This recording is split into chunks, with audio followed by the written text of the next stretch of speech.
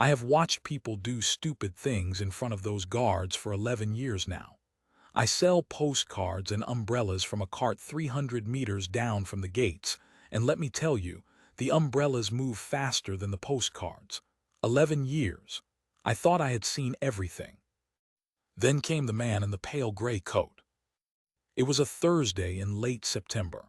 The kind of London morning where the sky cannot make up its mind, gray but bright, the light coming through the clouds like it was pressing against frosted glass, cold enough that people kept their hands in their pockets, not cold enough for anyone to leave. The crowd was thick along the railings by the palace forecourt, mostly the usual, a school group from somewhere in the north, all in matching yellow high-vis vests, being counted twice by a teacher who had clearly counted them wrong the first time. An older couple from Japan photographing everything, including, at one point, a pigeon. Two lads with cameras the size of small dogs, waiting for the guard change.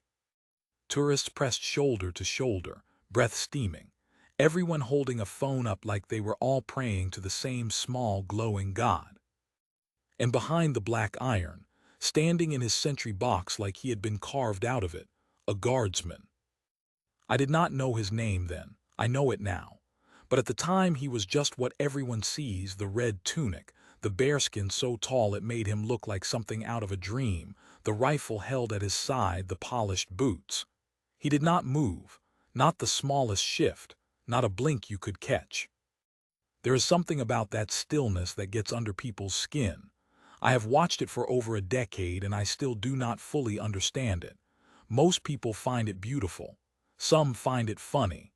And a certain type of person, a very particular type, finds it insulting. The man in the pale gray coat was that type.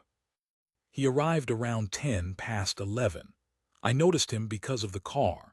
You do not see a Bentley pull up that close and just sit there with its engine running while a driver waits, not on that road, not at that hour. The man who got out did not look at the palace first. He looked at the crowd, like he was checking the size of an audience. He was maybe 50. Silver at the temples, expensive shoes, a watch he made sure you could see because he kept pushing his sleeve back for no reason at all. He had two people with him. A young woman with a camera, not a tourist camera, a proper one, and a younger man who was holding a phone up already, filming before anything had even happened. I remember thinking, this is going to be something. He walked straight to the front of the crowd. Not around, not politely. Straight through. A woman with a pram said something and he did not even turn his head. He put his hands on the railing and he laughed, this loud, performing laugh, the kind meant to be heard by strangers. "He's not real," he said, loud in English for everyone. "Look at him, he's not even real." A few people laughed nervously, because that is what people do. The guard did not move. The man leaned closer to the bars. "Oi, mate." He snapped his fingers, actually snapped them like he was calling a waiter. "You blink, do you blink?" Nothing, not a flicker. The guard's eyes stayed fixed on some point far past all of us, past the road, past the whole city maybe. And I watched the man's face change. That is the part I remember most clearly. The laughter stayed on his mouth, but it left his eyes, because he had performed and he had not got a reaction, and for men like that, no reaction is the worst thing in the world. The young man with the phone said something to him. I could not hear what, and the man in the gray coat nodded, and then he did something that made the whole crowd go quiet. He climbed the railing. Not all the way over. He got one foot up on the low stone base, hooked an arm through the iron, and hauled himself up so his head and shoulders were above the fence line. He was maybe 2 meters from the sentry box now, close enough that when he spoke, the guard could not pretend he had not heard. "Say something," he said. "Say one word, I'll give you £1,000, right now, cash." There was this sound from the crowd, not a gasp exactly, more like everybody inhaled at the same moment and then did not know what to do with the air. The schoolteacher started pulling the yellow vests backwards. A man near me said quietly, "He shouldn't be doing that." And the guard. The guard still did not move. Here is the thing people do not understand about those guards, and I did not understand it either, not properly, until that day. They are not statues. They are not decoration. Every one of them is a serving soldier.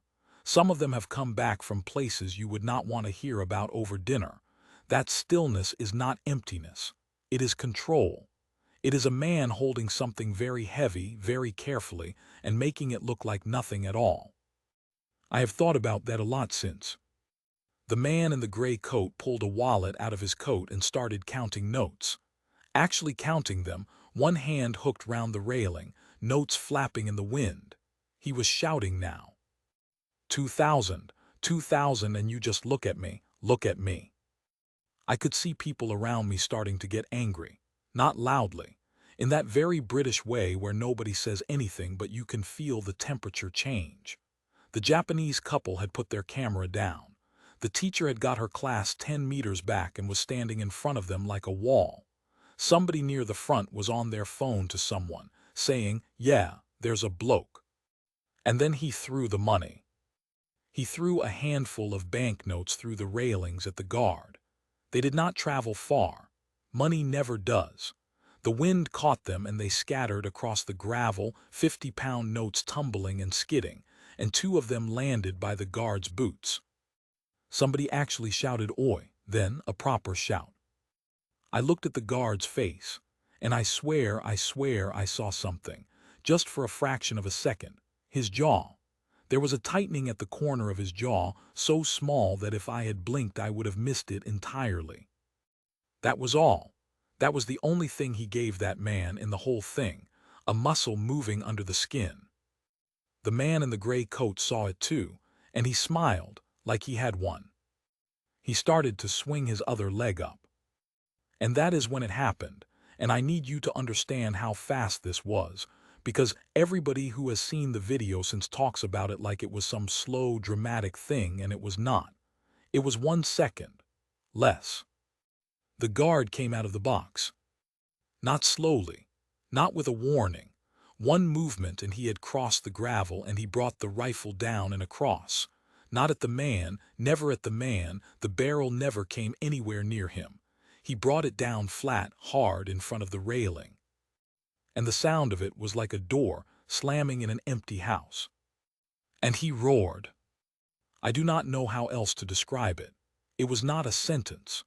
There were words in it, "Get back," I think, "Get back now," but it did not come out like words. It came out of him like something that had been chained up in a cellar for a very long time. The man in the gray coat came off that railing like he had been electrocuted. He did not fall gracefully. He went backwards, one leg still caught, and he landed on his side on the pavement in front of about 200 people, and his sunglasses skittered away under someone's foot, and the wallet went with him, and there was money everywhere, blowing around the pavement like litter. And nobody helped him up. That is the detail I keep coming back to. That crowd, those polite, quiet, camera-holding people, not one of them moved to help him. They just stood there and looked down at him. The guard was already back in his box. That is what shocked people. That is what everyone talks about now. Within 4 seconds I have watched the footage, I have counted, he was back at his post, rifle at his side, eyes forward, absolutely still. As though it had never happened. As though there was not a millionaire lying on the ground 12 feet away with his coat ridden up around his ribs. The stillness came back down over him like a curtain. 2 police officers were there within 30 seconds. They must have been closer than I thought. They picked the man up not roughly, but not kindly either, and one of them started talking to him very quietly, and I could not hear it, but I could read the man's face, and the performance was gone. It had just gone. He looked like a boy who has been caught. The young man with the phone had stopped filming. The woman with the camera was holding it down by her hip, staring at the ground. Somebody in the crowd started to clap.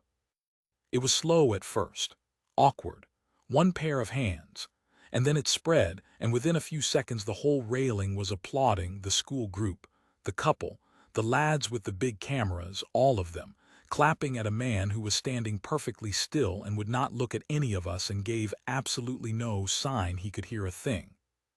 Somebody handed one of the 50-pound notes to a police officer. It had blown down the pavement and got wet. The officer took it like it was rubbish, which by then, I suppose, it was. They walked the man away. He did not look back at the palace. He looked at his shoes. The Bentley was still there. It waited another 20 minutes before it went. I closed my cart early that day. I did not really feel like selling postcards. And I have thought about it on and off ever since. Because that man had money. He had a car with a driver and a watch he wanted you to see, and 2 people paid to record whatever he did.